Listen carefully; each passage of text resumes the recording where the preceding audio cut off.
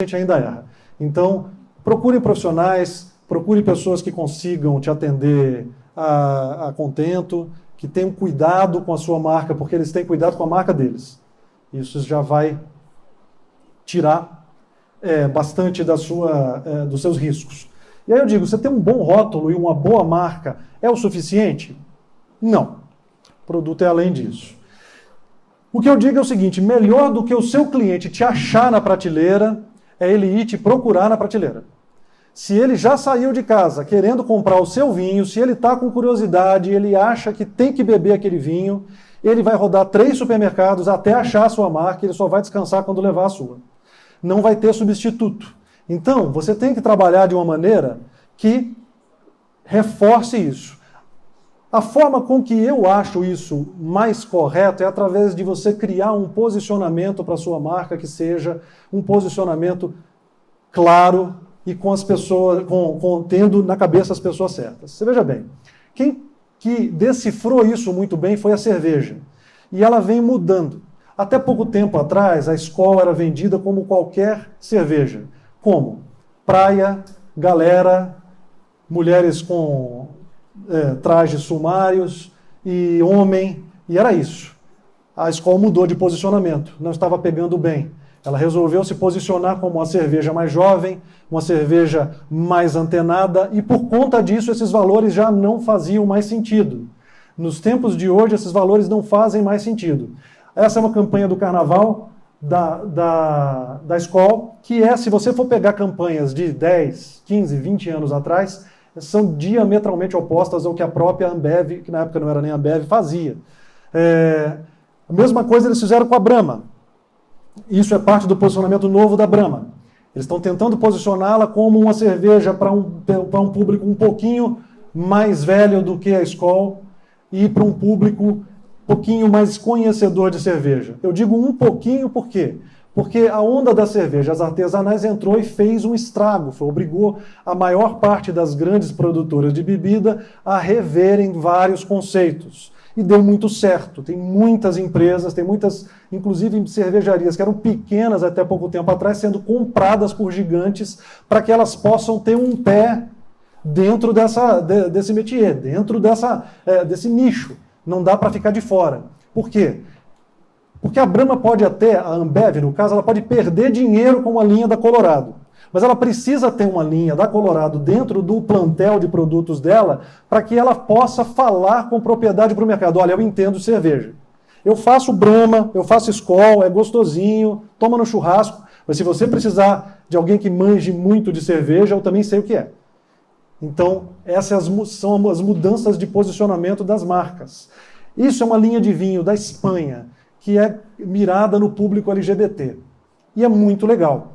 Porque você cria uma identificação direta com o consumidor, você acaba sendo simpático a um determinado tipo de público, você acaba sendo único. Aqui é uma linha feita para mulheres.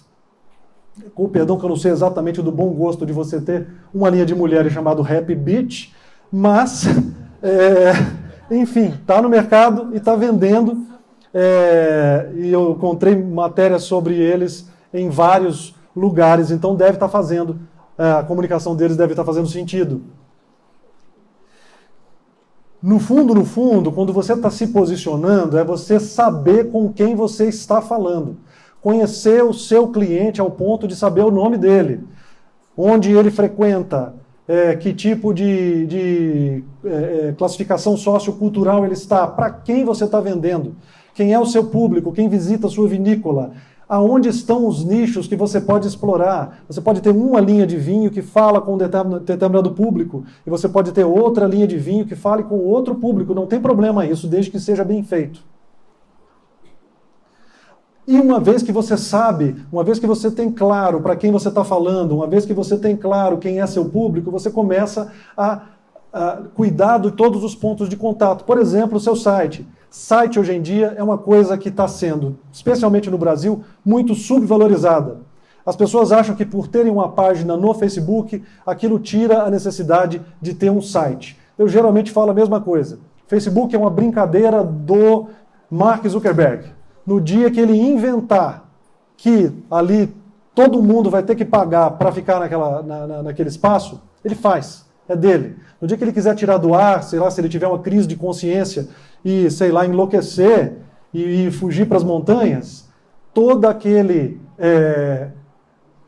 patrimônio que você passou anos construindo de um montão, nossa, eu tenho tantas curtidas, eu tenho tantos likes, eu tenho tantas pessoas atrás, vai tudo para o brejo.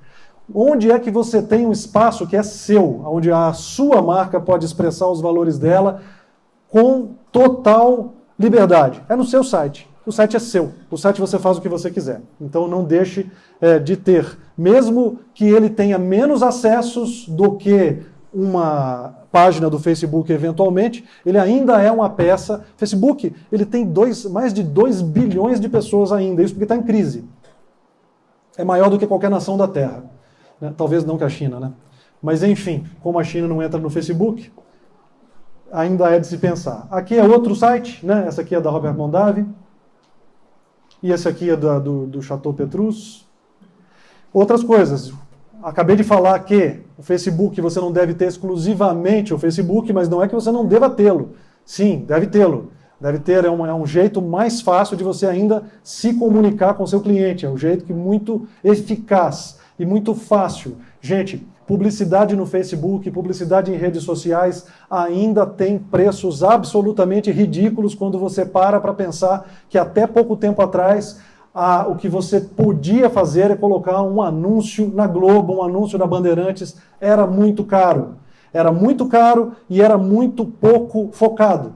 Quando você fazia uma propaganda numa rede de televisão, você estava concorrendo com o barulho da casa toda, você não sabia para quem você estava falando, você não sabia quem estava, e estava concorrendo com o celular e com o controle remoto. Quando você faz publicidade em redes sociais, você foca onde você quer. Ou seja, cada vez mais, e você tem relatórios, né, para saber quem acessou, quando acessou, qual é a classe. Isso ajuda você a saber sobre o seu negócio. Isso ajuda você a saber em quem você tem que investir. Às vezes você está colocando todos os seus esforços em uma cesta, quando na verdade quem gosta de você é a outra. Então, um dos maiores patrimônios que a gente tem é ter essas informações nas redes sociais. Aqui é uma rede social da Yellowtail, e vocês notam que cada vez mais o que está lidando ali não é vinho. Pensa bem, você vender vinho pela internet é um problema sério, porque não dá para você virar para o cara e falar encosta o nariz na tela e sinta os aromas. Não dá ainda. Vamos chegar lá. Mas ainda não tem como. Então você está vendendo estilo de vida.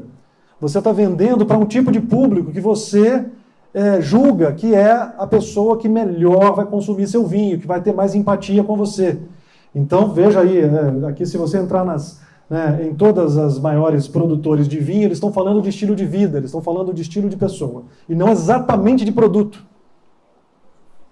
Aqui, veja bem, é da Santa Carolina, detalhe, essa é uma página da Santa Carolina em português, o que significa que eles têm em inglês, em árabe, em espanhol, eles devem ter uma para cada mercado que eles atuam, porque você tem que falar diretamente com o público, não adianta você achar que ele vai traduzir. Vivino. Cuidar da página no Vivino. Não só cuidar da página e deixar ela bonitinha, deixar os rótulos interessantes, deixar bacana, mas acompanhar o que estão falando do seu vinho lá. Às vezes estão te dando... Tem pessoas lá que são entusiastas. Eles não são críticos na maior parte, mas são entusiastas. Eles querem muito que alguém fale com eles. Então, é o que eu sempre falo. Não esqueça que as redes são sociais por um motivo. Não adianta colocar a sua marca no Face, no Insta, em todo lugar e não falar com as pessoas que entram lá. Inclusive quando a pessoa te fizer uma crítica dura. Se relacionar com elas. Ter uma conversa com elas. Saber a opinião delas. Isso é o que você jamais pode ter de um rádio ou de uma televisão. Não estou desprezando rádio e televisão, ainda podem ser usados, outdoor, rádio, televisão. Toda mídia tem o seu momento certo de ser usada. Vou falar um pouquinho de canais de venda que a gente tem hoje em dia, né? Os canais de venda que vocês conhecem são os tradicionais, vocês têm representantes, vocês têm maneiras de vender. Esse aqui, olha só, esse é de não sei se as pessoas conhecem, existe um milionário americano chamado Gary Vaynerchuk.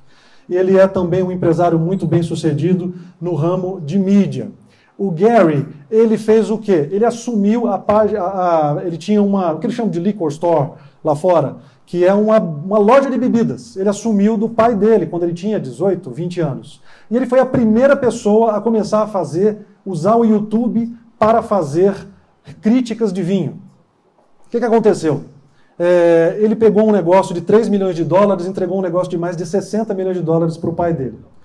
Agora, ele entregou o negócio e saiu do negócio. Ele hoje é um cara que vende, está justamente no mercado de publicidade, no mercado de mídia, mas ele montou uma nova vinícola, chama Empathy Wines, e ele vende uma coisa muito interessante. Ele vende 3 vinhos. Ele vende um vinho tinto, um vinho branco, um vinho rosé. Os 3 com a marca Empathy e vendidos em quantidades e para um público que entende pouco de vinho. Ele garante, meu vinho é de qualidade porque você me conhece, você me viu fazendo todos aqueles reviews de vinho durante todos aqueles anos, e eu estou garantindo para você, esse vinho é de primeira.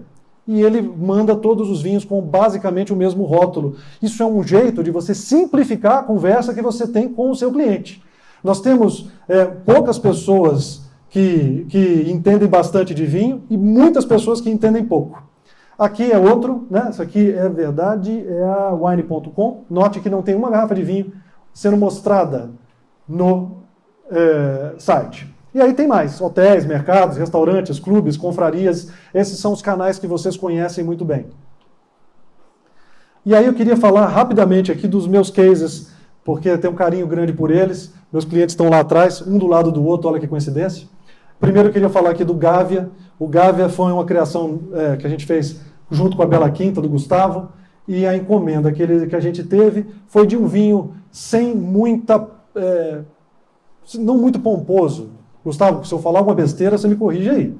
Gustavo tinha falado comigo, eu quero um vinho que você possa tomar na praia, um vinho que seja refrescante, que seja simples, que não tenha toda aquela ritualística envolvida no que a gente normalmente pensa. A gente criou o Gávea. Gávea é gaivota em latim. A gente criou esse logotipo que remete à gaivota e os rótulos são todos aquarelados, são rótulos claros, rótulos que puxam para toda a parte de iconografia que está ligada a uma praia, que está ligado a uma bossa nova, alguma coisa do tipo. Segundo foi o Sans Roque, que é um vinho feito com vinificação natural, e a gente também puxou a iconografia, porque não tem como a gente desvincular da cidade de São Roque. Também a gente foi ver quem é que toma a vinificação natural, é um pessoal jovem, é um pessoal que está preocupado com o alimento orgânico, e aí a gente pegou como ícone a capela aqui da cidade, e estilizamos, deixamos um rótulo bastante colorido, para que também ele chame a atenção na prateleira. E o filho mais novo é o Alma Galiza, que é do Leodir, está aí atrás, está abrindo o estabelecimento dele aqui. Aliás, todo mundo deveria visitar, porque é muito legal, na Estrada do Vinho. O Alma Galiza ele traz já uma iconografia voltada para a Galícia, para a região entre Portugal e Espanha. Então a gente procurou linhas e ícones que puxam para esse público, né? Então nós temos aqui essa é a linha fina e essa é a linha do Bordeaux, enfim. E também fizemos conversar com toda a parte de arquitetura, toda a parte física da vinícola, né? Gente, é isso.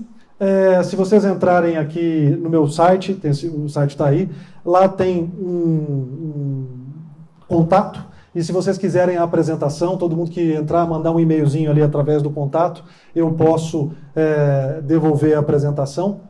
Dentro do meu site vocês encontram também minhas redes sociais, tem um canal no YouTube, porque depois de velho eu resolvi virar youtuber, e não sei se temos tempo para alguma pergunta, se tivermos, temos? Se quiserem alguma pergunta, estou à disposição aí. Bom, antes da gente fazer um agradecimento ao Rodrigo, eu gostaria de ver se alguém tem alguma pergunta. Por favor, levante o braço, a Bárbara vai levar o microfone. Jefferson. Rodrigo? Oi? Onde? Oi? Tudo bem? Tudo. Obrigado pela palestra. Imagina. Eu trabalho no importador de vinhos portugueses e o que você falou acontece muito. A gente, nos vinhos portugueses tem um vinho chamado Peramanca, se ninguém conhece, é um vinho excelente, mas com preço estratosférico. Sim. Né? E vem muita gente, cadê o Peravan? Cadê o Peravan que quer ver e se assusta com o preço e pergunta, por que tão caro? Por que esse nome? Até onde eu sei, Peravan, porque o solo onde tem os cultivares tem muita pedra solta. Então o pessoal anda, então as pedras mexem, então ficou o termo de Peravan. Entendi. Aí o pessoal olha pra você e fala assim, mas só isso. E não tem uma coisa, foi o que você falou, é a autenticidade do nome. Então eles pegaram o nome de Peravan uma simples questão cultural.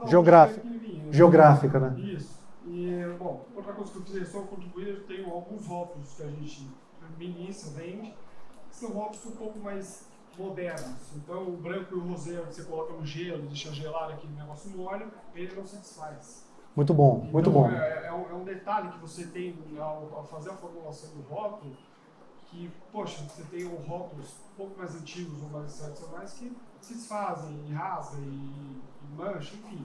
Tem todo um apelo, existe todo um cuidado. E eu acho que segue bem a linha que você falou da questão dos rótulos. Se um rótulo seria chamativo, se não é, se ele é mais alegre, se ele é um pouco mais triste, enfim, tem toda uma linha de pensamento por trás. Portugal tem feito um trabalho muito interessante nos rótulos deles e eles têm conseguido burlar, de alguma maneira, uma das coisas que eu conversei uma vez, eu fiz uma entrevista com um cara chamado Al Ries, que ele é basicamente o criador do conceito de posicionamento. E ele falou comigo que no Brasil, ele já tinha trabalhado no Brasil, a gente sofria de um problema, porque quando a gente escolhia nomes, a gente não pensava no mundial. Então, se você for pensar em Conte Toro, ou se você pensar nas grandes vinícolas californianas, elas sempre procuram nomes que sejam curtos e que sejam mundiais. E a gente acaba, às vezes, tendo uns cantinhos da roça, umas coisas que não são traduzíveis nunca. Um americano, um gringo vai pensar nisso. Mas Portugal consegue ter nomes que, às vezes, são muito sui generis e rótulos lindíssimos que estão rompendo barreiras no mundo todo. Eu acho muito bacana. Valeu. Obrigado, Rodrigo. Obrigado a você.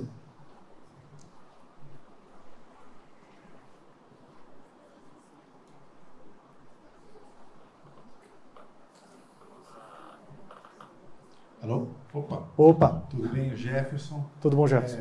Rodrigo, bacana a apresentação. Eu queria que você explorasse um pouco mais esse universo da publicidade digital. Eu olhando de fora, assim, eu fico com a impressão que as empresas e os publicitários não conseguiram se adaptar ainda a esse novo ambiente. Você comentou que é muito mais barato, por exemplo, que você fazer um anúncio de televisão, que é uma coisa que já está morrendo do ponto de vista de impactar e cativar cliente. E quando a gente vê nesse mundo digital, mesmo o Facebook, o famoso Facebook, é uma coisa que está sendo pouco efetiva pelas análises que são feitas aí no mercado, em especial com grandes empresas. Nesse mercado do vinho, que é um mercado muito suscetível à indicação, e aí entra a questão do social, eu vejo com surpresa a potência que tem a penetração dos bloggers, né? Acabamos de ver um exemplo, a Salton fez uma série de lançamentos de espumantes e trabalhou com eles junto a 6 bloggers e teve um avanço muito maior do que eles tinham quando anunciavam em revistas de grande circulação. Então eu queria ouvir um pouquinho mais sobre isso, e você obviamente viveu um período em que isso não existia e passou a existir. Como isso está chegando dentro do ambiente publicitário, dentro do ambiente de criação de marca? Bom, muito boa pergunta. Me dá a oportunidade de falar algumas coisas. É verdade o que você fala, nem todas as agências de publicidade estão entendendo realmente aquilo que está acontecendo. Principalmente porque muitas das pessoas que eu vejo, muitas agências estão tentando replicar um modelo antigo no meio novo. Ou seja, você faz um anúncio, o mesmo anúncio que você colocaria na televisão, você coloca ele no YouTube e acha que aquilo vai dar resultado. Não, as regras mudaram, não é assim mais que a coisa funciona.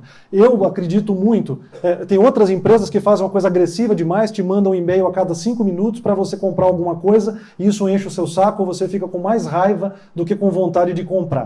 Na verdade, também tem a questão dos influencers, já chego neles. Quando você trabalha, a gente tem que começar a pensar da seguinte maneira. Quando você pensa em Facebook, Instagram, quando você pensa em Pinterest e redes sociais, você tem que começar a pensar que isso é a nova Globo, a nova Bandeirantes, a nova SBT. Você tem que entregar conteúdo que a pessoa queira ver. As pessoas, elas nunca estiveram mais ressabiadas contra vendedores. Quem é vendedor aqui deve saber. Ninguém quer que você venda nada para elas. Elas querem comprar, é diferente. Elas querem tomar a decisão de compra por elas.